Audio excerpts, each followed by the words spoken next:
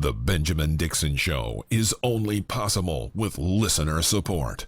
Go to www.thebenjamindixonshow.com to register for our blog and join the Progressive Army. And now, ladies and gentlemen, we are now about to witness the truth. It's the Benjamin Dixon Show. Welcome, ladies and gentlemen, to the Benjamin Dixon Show. I am your host, Benjamin Dixon. It is Monday, March 6, 2017. Thanks so much for joining us. It's always a pleasure to share this time with you and to talk with each other. I love hearing from you. First time, I want to hear some first-time callers. Like, of course, I want to hear the regulars. That actually came out.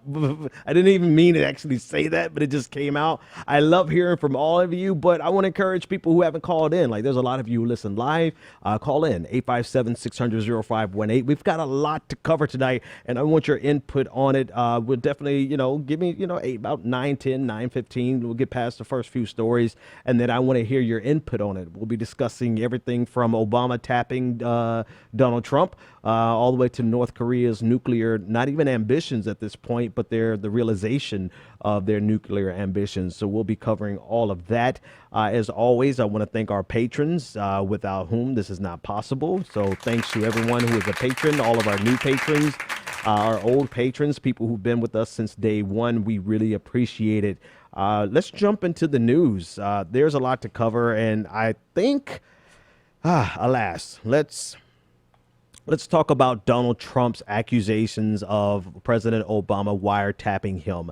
Let's just start where Donald Trump started, and I believe it was Saturday. I don't know exactly. It's so much happens. I don't know exactly what day, but here are his tweets about President Obama allegedly tapping him on their screen now, and I'll read it for the radio audience. He said, "Terrible.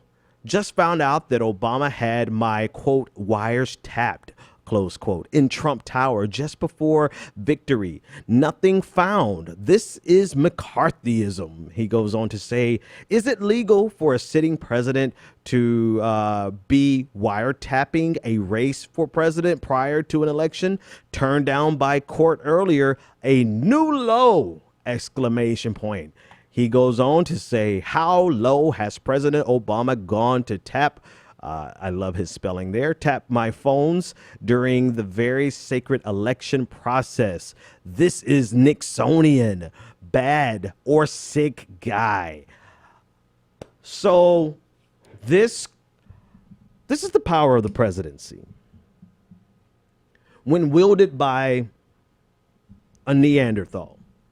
And actually, I apologize to Neanderthals. This is the power of the presidency. He has the ability to set a national conversation with one sentence, 140 characters. One word from the president can set the national conversation. And I think the first takeaway of this is clearly let's look at the reality of what Donald Trump. I'm not one to buy into every time Donald Trump tweets something that means he's trying to distract from something else. Sometimes I think Donald Trump is just an idiot. And I don't even want to attribute mastermind capacity to Donald Trump. I don't think he has the mind capacity to be a mastermind. However, children even know how to make something happen to distract from what they've already gotten in trouble with. That being said, last week was vicious for the Trump administration. It was really rough. Jeff Sessions was caught in a lie. Period. We'll talk about people justifying or trying to clarify his lie. Jeff Sessions was caught in a lie. And it got to the point where the country, a large portion of the country, was demanding that the attorney general resign. This in the backdrop of Michael Flynn having to resign. So it was a really horrible week for Donald Trump. And with one tweet, he was able to change the national conversation to being about whether or not President Obama tapped his wires. Whatever the hell, I don't even think but anyway, I guess that's a colloquial that people can get the gist. All right. This is the president's ability to make conspiracy theory a national conversation that elicits a congressional investigation. We have a man who gets his information from people who believe in lizard monsters. And, you know, a couple of people made this very astute observation where he has the ability to get the most secret information in the world at his fingertips. He would rather listen to Fox News, InfoWars, and read Breitbart. And the reason I bring those up in context of this conversation is because ultimately this is the only place he could draw this conclusion from Mark Levin, a conservative radio host who is just a less popular and probably poorer version of Rush Limbaugh.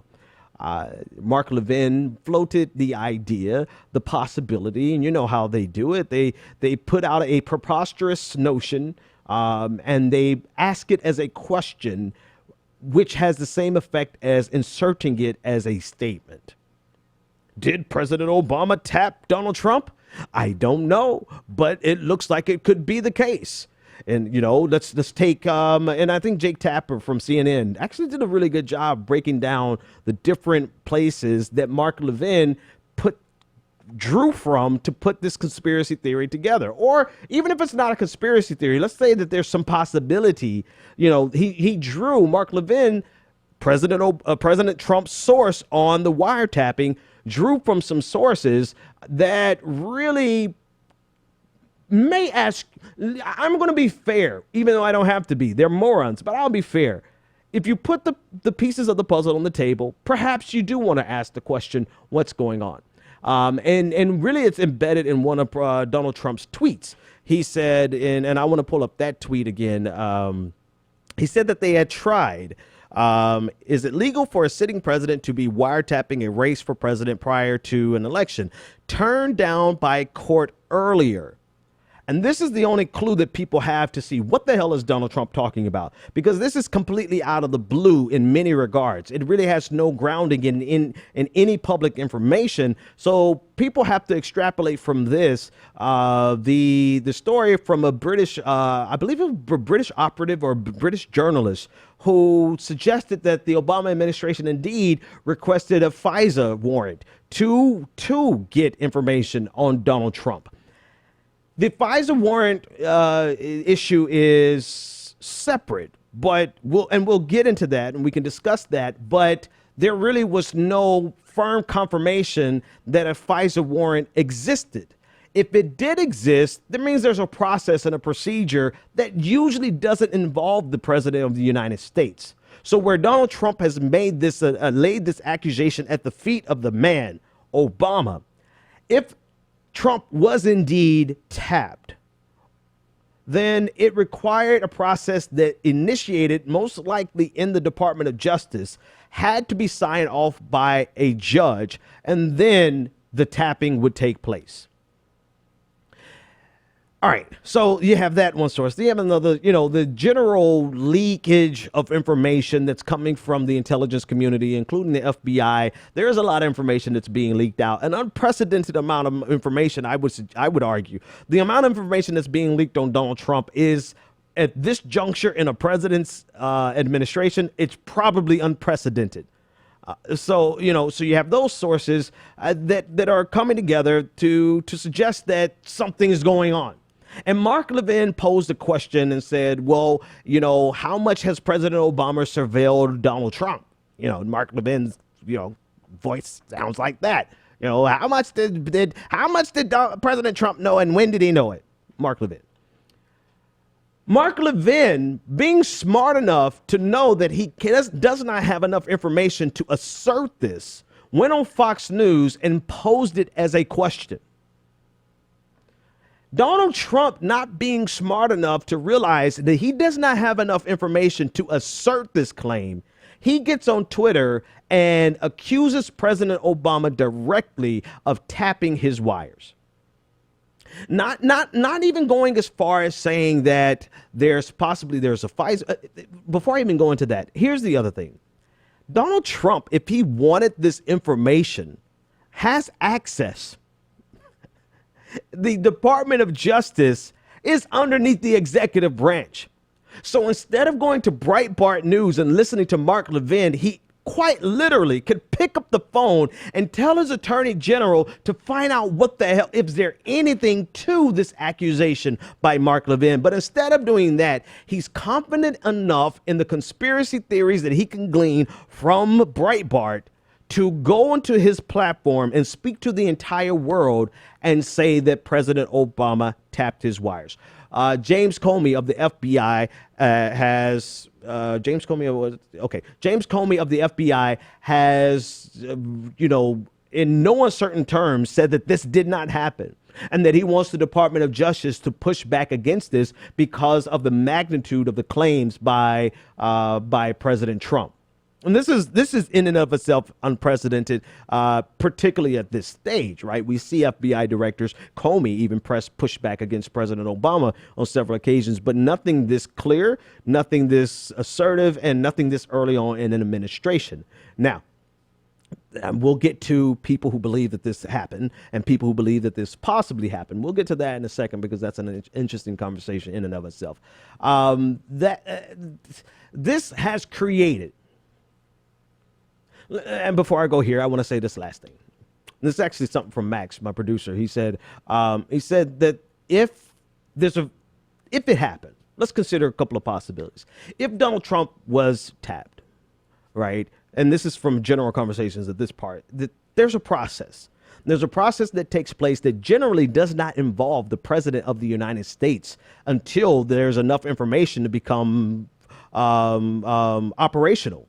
Unless there's enough information to become operational, the president of the United States generally is not involved in that process. And the president of the United States is not able to order someone's wires to be tapped. So the accusation, if there's anything to it, it cannot be laid at the feet of President Obama as an individual. It can be laid at the feet of the Department of Justice.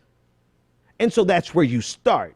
But of course, that's not inflammatory enough. That's not enough to change the national conversation. Accusing President Obama directly is exactly the red meat that the Republican base needed to stir themselves into a frenzy to deflect from the fact that Jeff Sessions was a lying son of a bitch who got caught. That's exactly what Donald Trump has done. And he's created a frenzy on the right where they are literally thinking that President Obama is going to be dragged into court for tapping Donald Trump's quote unquote wires. It is a shit show. I'm sorry. I was trying to think if I have another word to describe it, but it is a shit show of epic proportions. And it's to say that it's irresponsible of Donald Trump is like pointless at this point. It's pointless. When has Donald Trump done anything that hasn't been irresponsible? But it also shows you the willingness of people to go headlong into something that confirms their biases, something that confirms what they want to believe. They will run with it. And again, we'll discuss, I'll probably take this first caller. I will discuss the problems with the FISA warrant process, right? A lot of people are saying that FISA means that there's probable cause. That's not always the case.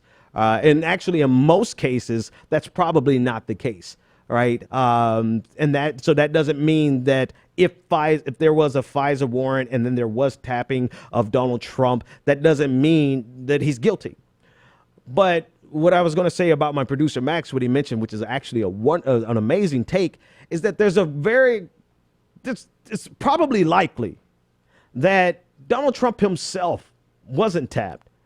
But all of the Russian people that he was talking to, for whatever reason, they could be comparing hooker stories, right? I don't care. Whatever the reason is, if they didn't know that these people were tapped by the federal government, and it's very possible that there are a lot of transcripts of conversations between Trump staff, people in Trump Tower, and Russian operatives or other foreign operatives, any foreign operative that is in the United States or even abroad.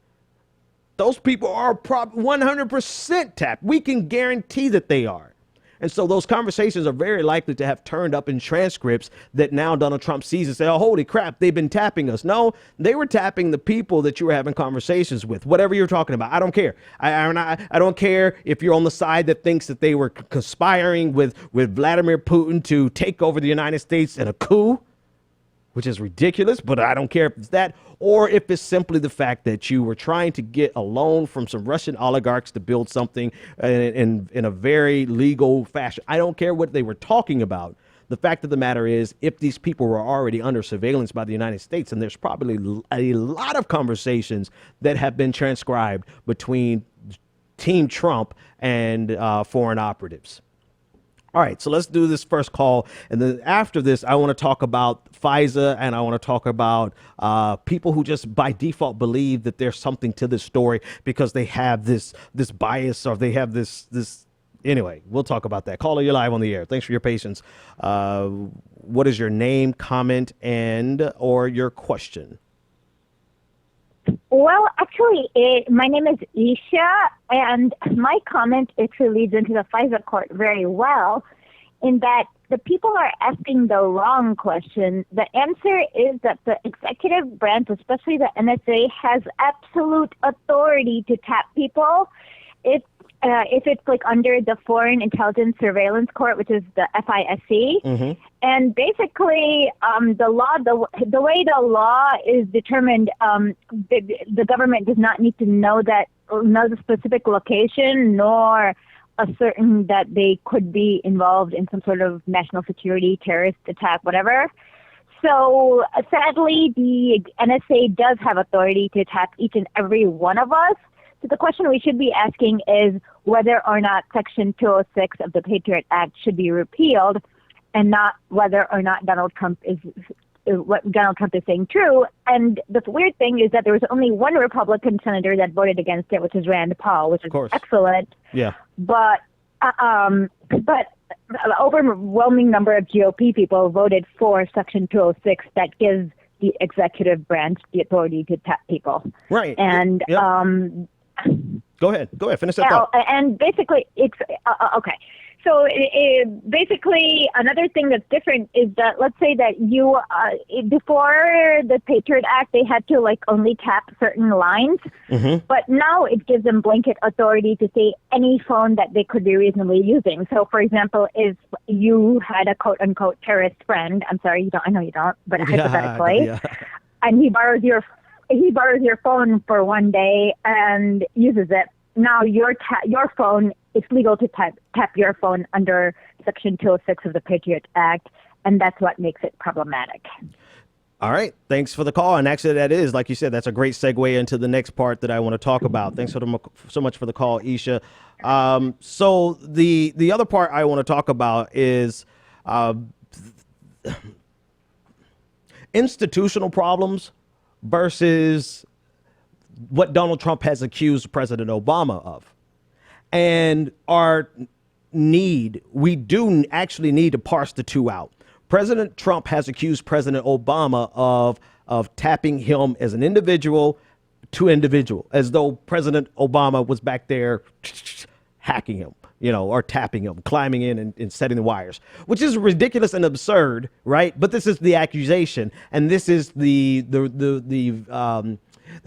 level to which the right has gone into a frenzy over this issue, and it is absurd. Now, institutionally, America has overreach into our privacy in the first place. The federal government, not America. The federal government does have this overreach into the privacy of the average American. And I've seen, here's where I want to parse the difference, though. People who, it is necessary, so I'm going to parse it. You guys got to forgive me, but I have to parse it. People are using Obama as a proxy for this NSA overreach into the privacy of America because he's the most recent. Trump is now the most recent president who is the representation of this violation of our privacy. And that's exactly what the hell I wanted to say, is that people are saying, well, President Obama, he's tapped us before. No, the federal government, whatever, I guess you can call it the deep state if you want to, but it has been authorized. It has been authorized in the Patriot Act, which first found its way into the American lexicon through George W. Bush. It was sustained and continued underneath President Obama. And now it is a tool that is in the hand of President Trump. So if you make this an issue of President Obama has been spying on Americans so it's possible, you miss the fact that it is actually an institutional problem of the United States to violate the privacy of Americans. And that's very significant, because if you realize it's an institutional problem, you take a step back and say, let's say, for instance, that this is exactly what Donald Trump says it is, or whether or not it's the surveillance of foreign operatives, or whether or not it's a general surveillance of American citizens. Either way, it's underneath the purview of Donald effing Trump. This is his America now. This is his Department of Justice. This is his executive branch. He is in charge of the NSA ultimately. And so what makes it so obscene and absurd is that instead of investigating the substantive questions of American surveillance, of the federal government's surveillance of American citizens, he has instead floated this conspiracy theory to make it seem like it is a problem unique to President Obama, for which we must investigate President Obama. And what's absurd to me is to see people who understand the problem of the surveillance state miss this very important point that the caller pointed out, which is the same Republicans who are acting as though they are so shocked that I have to keep correcting myself, that the federal government is surveilling American citizens, are the same Republicans who voted for the Patriot Act and gave the federal government this authority. And the same institutions that carried it out underneath President Bush and President Obama are the same institutions that are carrying it out underneath Donald Trump. What does all this matter? What matters is that what Donald Trump has put into the national conversation is not 1% concerned about this police surveillance state of the United States Americans, United citizens. You know what the hell I'm trying to say. Donald Trump did not put this out here for us to have a national conversation about our surveillance state. He put this out here because he's an effing idiot. And because he wants to change the national conversation, and he has no problem entertaining conspiracy theories. And so and this is what I tell people. Donald Trump is not interested in challenging the deep state or the surveillance state for the benefit of the American people. He's only interested of challenging it for the benefit of his ego. And so for anybody who finds something redeeming whatsoever about Donald Trump's crusade against the deep state and the surveillance states, you're an idiot. I'm sorry. I probably shouldn't talk to my audience like that, but hopefully you don't actually find anything redeeming about it, because Donald Trump is not. Here's your proof. Would Donald Trump say anything about surveilling American citizens if it didn't involve him? No. Would Republicans investigate anything about this if it did not involve the opportunity to change the conversation from Jeff Sessions to this? No. Would, even if it was something to be discovered and showed that it was because of the Patriot Act, would your sitting Republicans investigate to the point where we have a national conversation about repealing and replace the Patriot Act? No. Because they voted for it and they support it, and they have no problem with surveillance, the surveillance of American citizens. They have no problem with it whatsoever. And neither does Donald Trump, except for where it crosses over his ego. I think that's all we need to really say about that conversation. I think that's it. All right, caller, you're live on the air. What is your name, comment, and or question? Hey, Ben, this is Bryce. What's going on? What's going on, man? What's on your mind? A couple points. One, I wanted to say happy anniversary to everything that's going on with you. Thanks, I know man. I said it in the chat, but Yeah, I want to say it to thanks. you personally. Appreciate it. Also, of course, this is definitely a shit show, and it's just, you're listening to all these right-wing crazy people that, they don't care about, they wasn't caring about Obama's policies. They were pissed because he's black. They were pissed because they thought he was Muslim and all this stuff. It wasn't about policy. It wasn't about none of that. And now you're in a situation with a government of assholes that are running the country, and this is what happens. This is where we are. And for him, this whole blaming Obama clutch is not going to work too much longer. It only can get him so far. Because, like I said, there are faults of Obama's administration and Obama himself that, he can clean on, but even that's going to dry up because, dude, you're the fucking president. Yeah. You're the president. You had a horrible raid in Yemen that killed people. Like, you're doing things too. So it's going to end up going back to you. At the end of the day. As we can see, the buck doesn't stop with him. He'll blame everybody else but himself. But go ahead and finish that thought, man. Yeah, that is true though. But the American people, which I feel are waking up, is going to continue to wake up, and even Trump supporters want to start turning on him. Yeah. Whenever they see everything going the wrong way, they're going to end up turning on him. Yep. Well, I guess you could say hopefully we'll the see. more moderate ones. Yeah. Well, yeah, we'll see. Thanks for the call, man. I appreciate it. 857-600-0518 if you want to join the conversation. There is one last thing that I want to say about, and it's not about this exact, it's about the exact issue, but it's not about Trump. It's not about Obama. It's about the House Oversight Committee headed up by Jason Chaffetz. And I want to show you the game that's being played, right? Here's the deal. With regard to Russia, and I know a lot of people are like, oh, we don't want to hear about Russia. But for anyone to say, let's start here. Number one, there absolutely should be an investigation around Russia.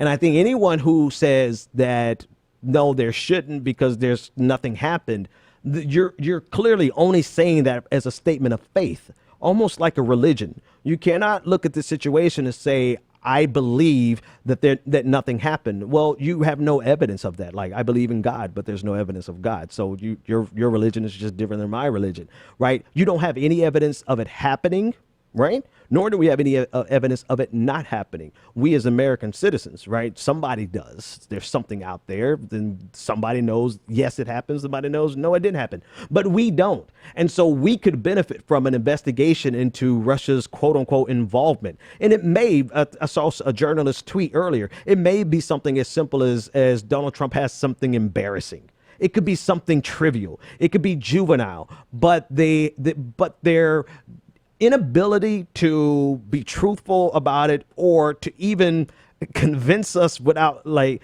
what Carter Page. If you saw Carter Page on the news rounds last week, any judge, any attorney, any jury would be like, yeah, we need to investigate this dude right here, right? So they don't even have the ability to have a conversation about it without implicating themselves as being, they just are giving off the aura of guilt. That doesn't mean they're guilty. And even if they are guilty, it doesn't mean it's something significant. What that means is there should be an investigation and let the cards fall where they may. I don't think that's controversial. I don't think that takes sides with anyone. I don't think that's flaming the passions, flaming the passions of McCarthyism and go to MSNBC and watch Joyanne Reid. You'll get that. But then you also have the other side that says, oh, I just don't believe anything happened. Well, you're just saying that as a religious statement of faith because you have no evidence to support that. Now, all that to say, the body in Congress that is responsible for these types of investigations and that we have seen go above and beyond to investigate every inch and every iota of, let's just pull one, Benghazi. They have no desire to investigate. Them personally. I think it's out of their hands now. I think the momentum and the political desire and the will of the people is going to force their hand. But they have no desire to investigate Donald Trump, Russia, and Russia's involvement in Donald Trump, or even Donald Trump's taxes, or Donald Trump's entanglement with his potential conflicts of interest. They have no desire to investigate this. Why? because that's their team, because they are Republicans, and they don't have any political reason to chase after their own president. But let Donald Trump tweet something as ridiculous as Donald Trump did, and they're already set to investigate. And I want to play this clip of Jason Chaffetz on Fox News, and I want you to listen to his language compared to what he said later on CBS. Let's listen. We're going to look hard at this. Devin Nunes and the House Intelligence Committee will take the lead on this. We'll play a role in the Oversight Committee, but I'm going to go into it eyes wide open. We've had experience. The Obama administration's been notorious on this type of stuff, and we're going to look hard at it. You're a victim. Well, yeah, look, let's remember what they did with James Rosen. Let's remember that the IRS did target, Americans based on their political beliefs.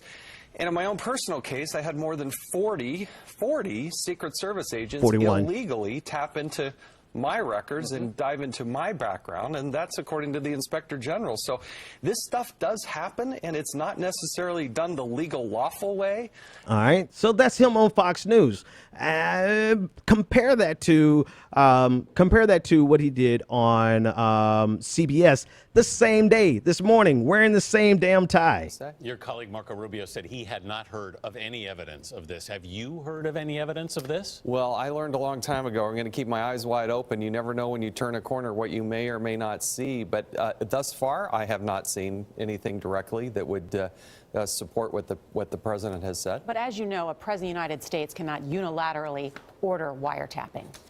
Well, there is a process, and you do have to go to a court, and you do go to the FISA court, or there are other ways to get that, but you essentially need to go to a court in order to get that. So the paper trail should be there. It's going to... So, this is really actually commentary about speaking to your bubble. I mean, Jason Chaffetz on Fox News is like, listen, this stuff happens, and we're totally going to look into it. We're totally going to get into the bottom of this because, as the Secret Service exposed the fact that I applied to be a secret and was turned down to be a Secret Service agent. So this, we're going to totally look into this. And he's inflaming the passions of their already insane base. And then he gets on the mainstream, like CBS is actually the mainstream, and he's actually reasonable, and he's actually pragmatic that we should look into this, but there is a process, and that usually doesn't involve the president of the United States. It's hilarious. So just to juxtapose this is not surprising.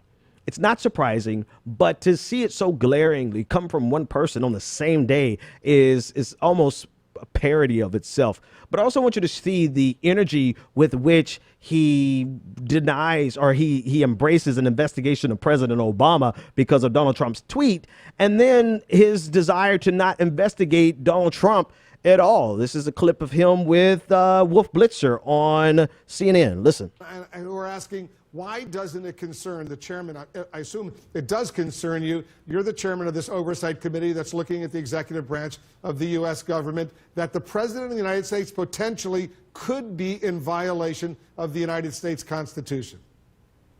I just don't see it like that, Wolf. I just don't. I've looked at this. I've had people pepper me with information. Do you want to have hearings? Should you have hearings on it? No, look, I never did this type of investigation on Barack Obama. I never did this on Hillary Clinton. Really? And unless there's some real cause to do it, I don't intend to do it on Donald Trump. There is nothing. People, I mean, I know politicians are I don't know who said it, but politicians in general are like diapers. They need to be changed for the same reason. Every so often they need to be changed because they're of the same reason. They're full of shit. But Jason Chaffetz, who has no desire whatsoever to investigate Donald Trump's possibility of any type of constitutional violations with regard to his taxes, with regards to his conflicts of interest, or with regard to Russia, now has this energetic desire to investigate President Obama for the Fox News audience with regard to Donald Trump's ridiculous tweets gleaned from a Breitbart journalist. How can our government cannot function if the people who are in charge of investigating our government are only responsive to partisan posturing? And that's all I've got to say about that. Caller, you're live on the air. What is your name, comment, and or question? Hey, what's going on, Ben? This JP, man. Man, hold on. Hold the presses. Hold the presses. Let me do this. How are you, my brother? Man, it is well. It is well, man. Awesome. I had to go. I had to go to rehab, man. So I think I'm okay now. I might be able to have a conversation without cussing. So now you're talking about political rehab, just because you roll with us pretty deep. I had to go to political rehab, man. I had to go to political rehab for a season, man. So I'm on my way out now, man. So awesome. They said the first thing you need to do is admit you have a problem. Houston, I have a damn problem. First and foremost, I'll start off with just Shavitz. You know, Shavitz is a damn fool, and here's the reason why. Remember all of a sudden when Trump came out talking about grabbing female genitalia, and he was talking about the fact that he could never vote for somebody who he had a daughter he had to get into. Well, he didn't forgot about his daughter, his mother, his church, anybody else associated with him. They all done now because literally he has picked up the P word. And that P word is partisanship. Okay. Man, the Republican Party has never been this close to getting their agenda through. And they don't give a damn. Let me repeat that. A DAMNN about what this looks like on the outside. They have lost their moral fiber, their moral backbone, the moral equivalency, and any other moral majority and any other moral or morale you could put in this, because they're simply trying to gloss over everything so that they can get done what they've been trying to get done since 1980. So here's their opportunity for this to come to play, and this is what they're doing right now. They are not going to let Trump mess this thing up. Right. They are too close to getting it, so that's why they continue to fight. So of course he says he wants them to investigate whether President or not Obama. Barack Obama wiretap Trump. You know why he wants them to investigate that? Because it ain't nothing there. It's a witch hunt. It's a waste. It's straight foolishness. But they can waste time. They can run the clock out by doing this junk. And that's what they want to do. But if you mention them doing that same investigation on Russia and Russia's influence on an American election, they don't want to have nothing to do with it because they know where the bodies are buried at. And they know if they get an independent investigator, he going digging. And you know when you start spelunking, you going to hit something soon. And that's exactly what's happening right now. So, of course, they're running their Republican playbook. That's what they do. But here's the problem, though, y'all, and this is where we have to learn to be honest. Democrats run the same playbook. This is a political playbook. This has nothing to do with right or wrong or what's in the best interest of our country. I don't know if folks been listening or not. Clap. And those folks are messed up right now about what this guy is doing. This guy is tearing at the fabric of our democracy, man. This stuff ain't nothing to play with. And these Republicans can sit up and BS and sugarcoat and around. But at the end of the day, we the people suffer. That's who suffer, man. Wow. We suffer. Dude. Man, I miss y'all. Man, I miss you. It's like you've been holding that in, bro. That was awesome. I don't have anything to add to that, man. You hit that on the head. Now. You said that again? No, but it's just the truth, Ben. It is one of those things where we have to begin to recognize, and I say this to my dear progressive brother and sister. Forget worrying about this thing called this thing where you have to have this purity. Recognize that this is politics, and politics are won battle by battle, not war by war. So you got to decide what battle we want to fight. Who can we align with for this battle? Win that battle and go to the next one. Come on, versus man. trying to say everybody is going to see the world the way that we do. They are not, beloved. They are not, my brothers and sisters. They are not. And if you're going to be stuck on that, we're going to be stuck right here with him for another 4 years unless he mess around and impeach. Other than that, he will win again. This is why we got to cut this mess out, start getting on task. Who we running in 17? Forget 18. Who running in 17? All right, right Who on. running right in on. 18? Let's get there, man. JP. Come on, y'all. We got to get on it. Hey, man. We gotta Hey, get on it. I'm going to hold you there. I'm going to hold you there and see when the next time you're going to come on live, on air with me. All right. So let's get that set up as soon as possible, man. Thanks so much for the call. All right, that's my dude, JP Rankin. He's a part of the Progressive Army, and as somebody said the Progressive Army's bench is deeper than Golden State Warriors bench. But you can see that right there, because I don't have to say anything extra to add to what he said. He's spot on. All right, let's shift gears and cover as many news stories that are outstanding as possible. Let's start with Ben Carson. This is I have to cover it. I can't really say it's news, but it's so insane that I have to cover it. This is your HUD secretary, and just listen. That's what America is about. A land of dreams and opportunity. There were other immigrants who came here in the bottom of slave ships, worked even longer, even harder for less. But they too had a dream that one day their sons, daughters, grandsons, granddaughters, great-grandsons, great-granddaughters might pursue prosperity and happiness in this land. And you may have missed it because he was talking so soft and just trying to be so passionate and serious about his speech. But you might have missed it. He he essentially said that slavery, people at the bottom of slave ships, were immigrants. And they came here looking for a better opportunity. This is, this is an absurd notion that I've even heard liberals float. Vox.com. They called it forced migration. They actually did better.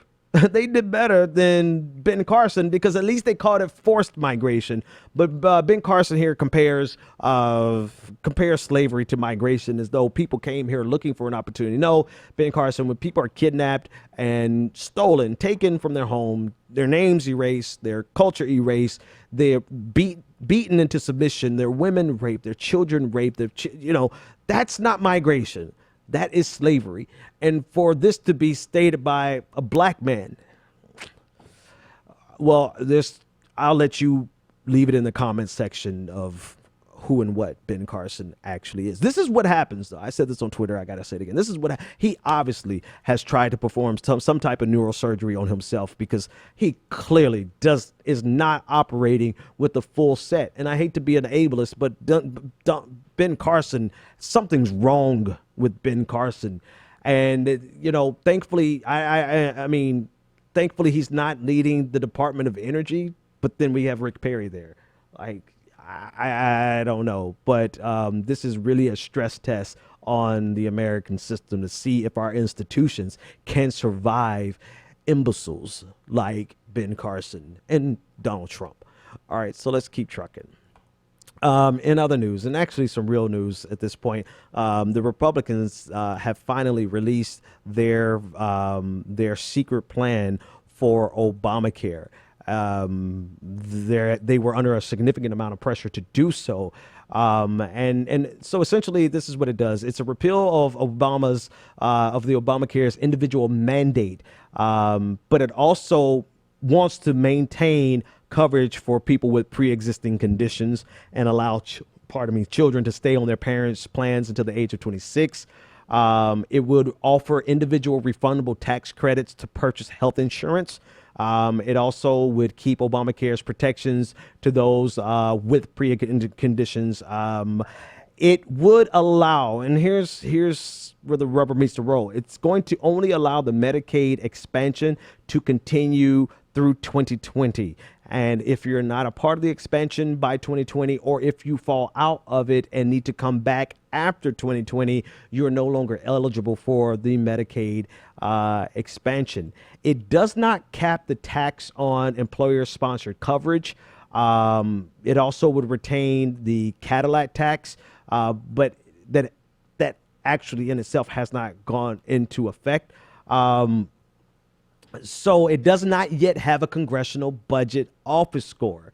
And this is important because repealing the mandate, but trying to keep all of the best portions of it, while undermining some key significant things for the most vulnerable, as well as those middle class people living check to check, or people who are not even in the middle class, they just can't quite afford Obamacare, even with the subsidy. You know, trying to keep the best things while getting rid of the mandate and still hurting a lot of Americans. It's going to cost a lot more, or it may not even be functional.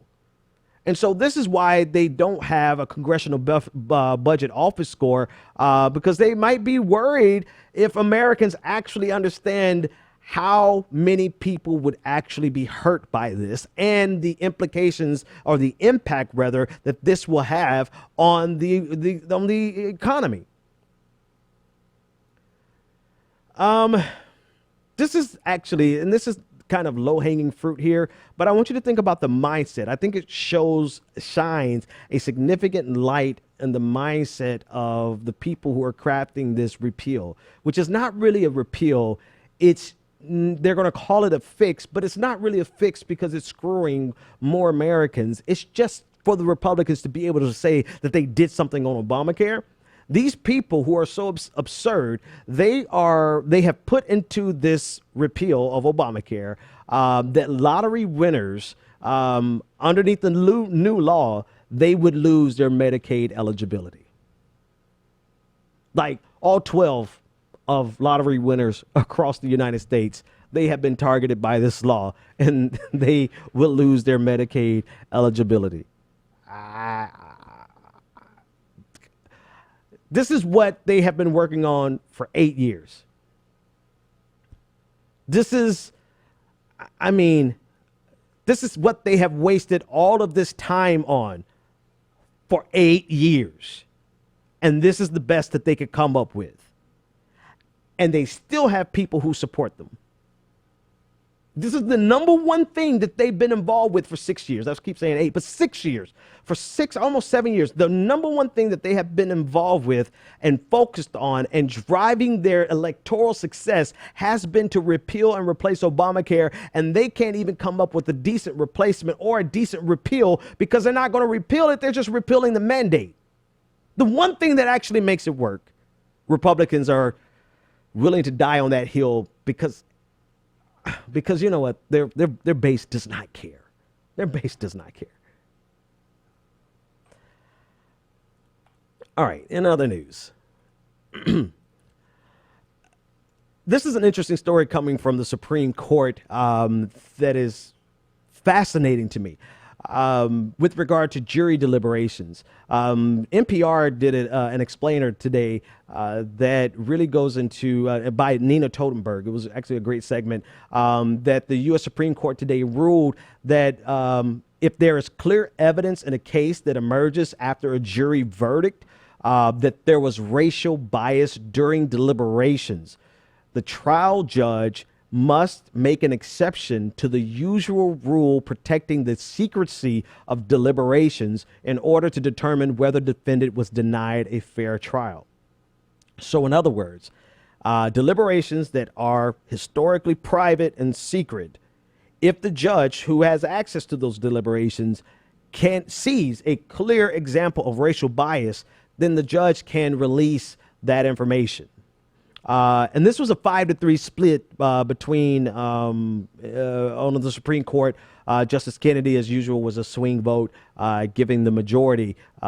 Justice Anthony Kennedy said that racial discrimination is unlike other types of misconduct that may occur in the jury room because it implicates unique historical, constitutional, and institutional concerns. All right, so the ruling came as a part of a case concerning Miguel Pena Rodriguez. He was a horse trainer arrested in 2007. 2 teenage girls identified him as the man who groped them in a darkened restroom at a horse barn. At trial, the prosecution rested its entire case on the victim's identification of the defendant, pointing him out. The defense highlighted in the short time the girls actually saw the attacker. The defense also highlighted actually, before I go on, I want to point the emphasis there, right? There was a limited window of opportunity for them to see the attacker.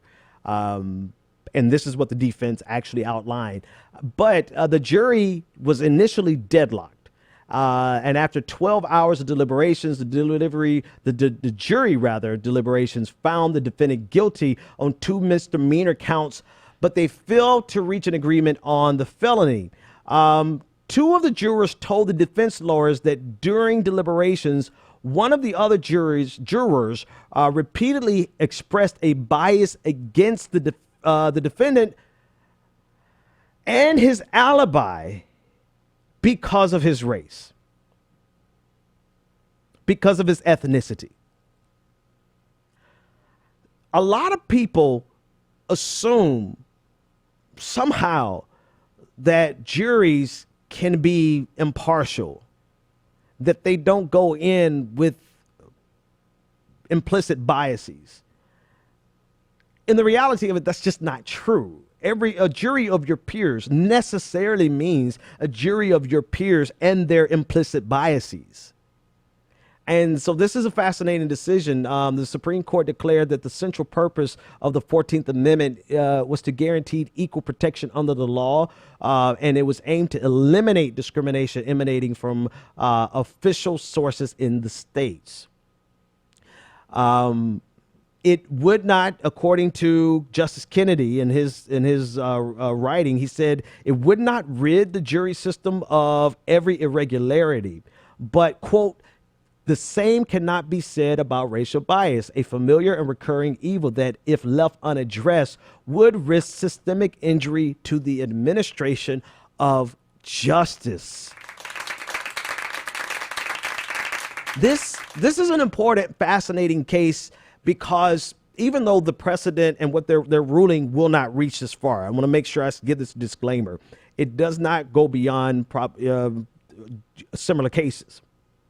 But it's an acknowledgement from the highest court that there are systemic biases and systemic problems of race in our judicial system. This is from the highest court of the land, whereas we have politicians who routinely dismiss this notion. We have district attorneys who routinely dismiss this notion.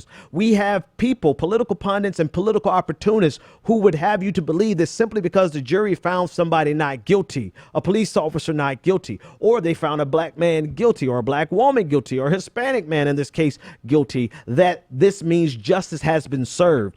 The Supreme Court is saying, hold on, that's not necessarily the case, because a judge who has access to these deliberations can look to see if there was actual evidence of biases, and then it could be addressed from that perspective. I think this is going to turn out to be one of the more significant cases with regard to the acknowledgement of the systemic nature of racial bias, and how it infects like a plague our judicial system, because every step of the way, people who we automatically, and not me, hopefully not you, but people automatically imbue this sense of nobleness and purity and honor and integrity on our judicial process, even on our police officers, but all the way to the jury, so that they have the ability to say justice was served.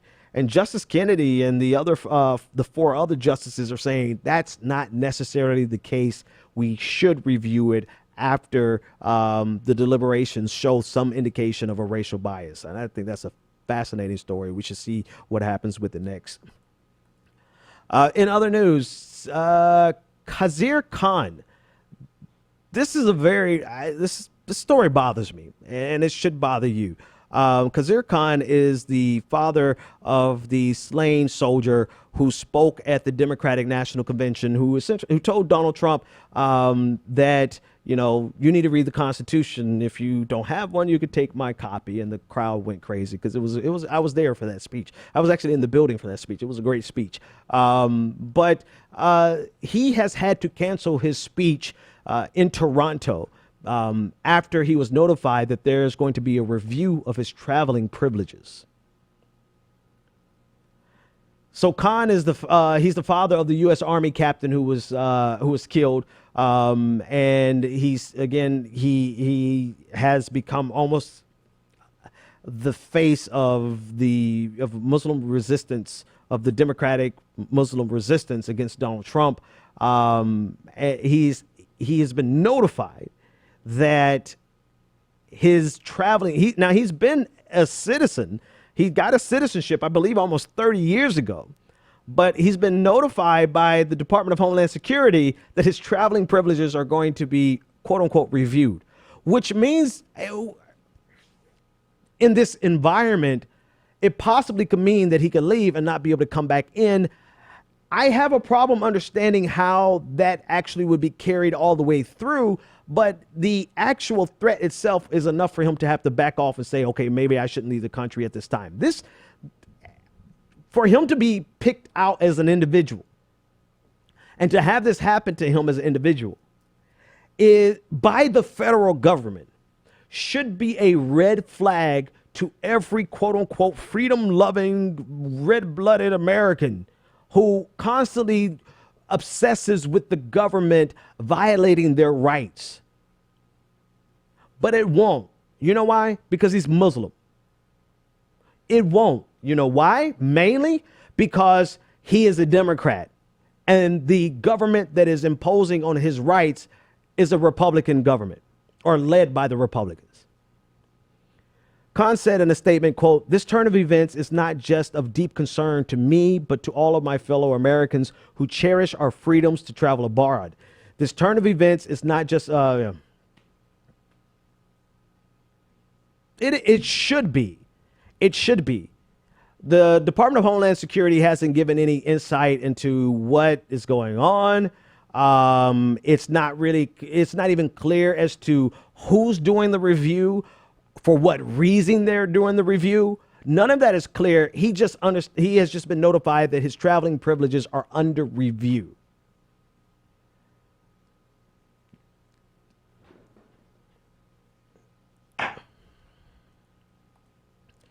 All right, a couple of the stories, and I'm already out of time, but I just want to get some of these get some of these stories in. And actually, this story is very disturbing, and it's a continuation of the type of violence that we've seen, a backlash because of the language and the tenor and the tone of the president of the United States.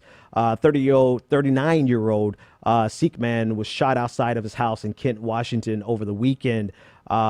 This is I believe this is about the third time a hate crime like this has happened within the last since Trump has been elected. And by that, what I mean, it is an express message for people to get out of someone else's country.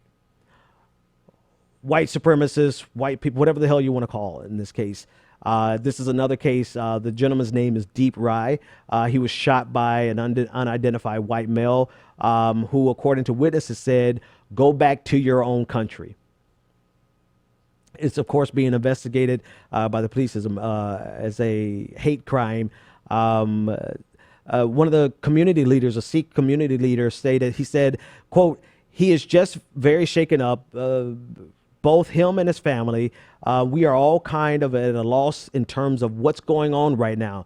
This is just bringing it home. The climate of hate that has been created doesn't distinguish between anyone."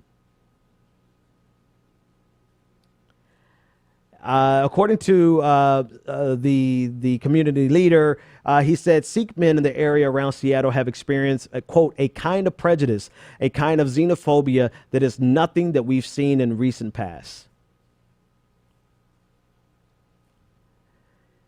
But yet, we're not going to investigate this as terrorism or a hate. The local community, the local police are going to investigate it as a hate crime on the state level. But our federal government does not feel it necessary for us to investigate this as a systemic problem, because if they did, they would realize the source of the systemic problem is sitting in the White House, in the Oval Office.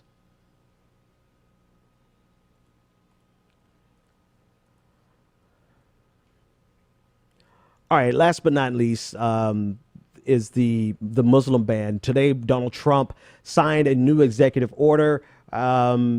This version of his immigration ban, or his intense review, is only barring visas from 6 Muslim countries instead of the previous 7. They've left off Iraq in this case. Citizens from Iraq can now travel to the United States. It also scrapped the provision that expressly or explicitly protected religious minorities. And you'll understand why in a moment. It will not affect people who had previously been issued visas. So this ban, and it also has a delay before it actually takes place. Donald Trump actually is part 2. They're trying to do it as properly as they can to cut constitutional muster and review by the federal judiciary. With the last ban, it was not struck down, but a stay was placed because with the religious, with its religious implications with regard to giving privileges to Christians or other minorities, religious minorities, with the blanket ban on those 7 countries, even with the blanket ban on people who had visas. There are so many things that caused the ACLU to sue and get a stay. In other words, it just could not cut constitutionality. So he's trying this again, and he's trying to do it in a manner that would allow him to institute as much of a Muslim ban as he can. There's really no need in the sense of the threat, because there has not been a single incident of terrorism from the 6 remaining countries. We still have not targeted the countries from which terrorism has visited the United States. Most of the quote unquote Muslim incidents of terrorism have come from American citizens. Most of the terrorism in the United States is not even Islamic terrorism. It's white nationalism, but that's a whole different conversation. The 6 countries that he's banning and looking for an intensive review, there is not really much more that he can do in terms of intensity of vetting. We've discussed that kind of at length. The only thing this is going to do for Donald Trump is for him to be able to say he kept his campaign promise of instituting a Muslim ban, which is ironic because he can't even say that, because in a review, when this goes to court, if they see the intent was to ban Muslims, that can actually play into their decision. So Donald Trump, who wants to institute a Muslim ban, can't actually institute a Muslim ban, or can't say that he's instituting a Muslim ban, because if he says that, it prevents him from being able to ban people from the 6 remaining countries.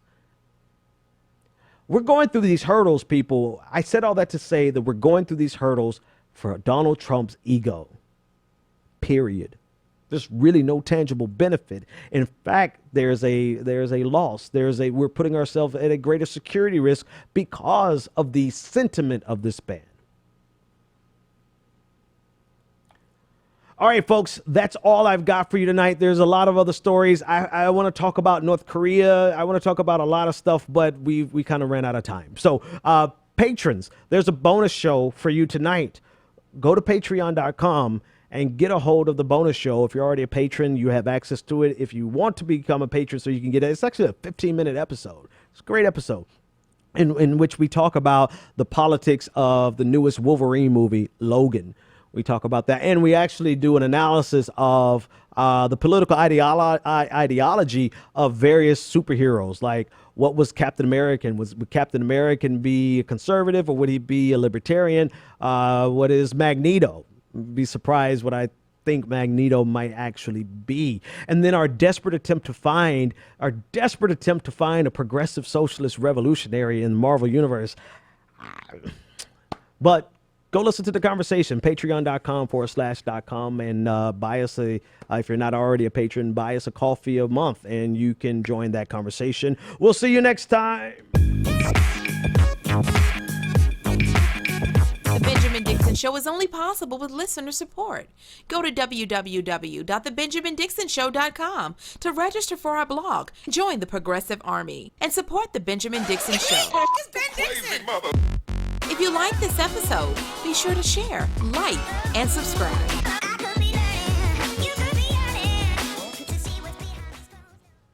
Consider becoming a Patreon. Go to www.patreon.com/The BPD Show and support The Benjamin Dixon Show.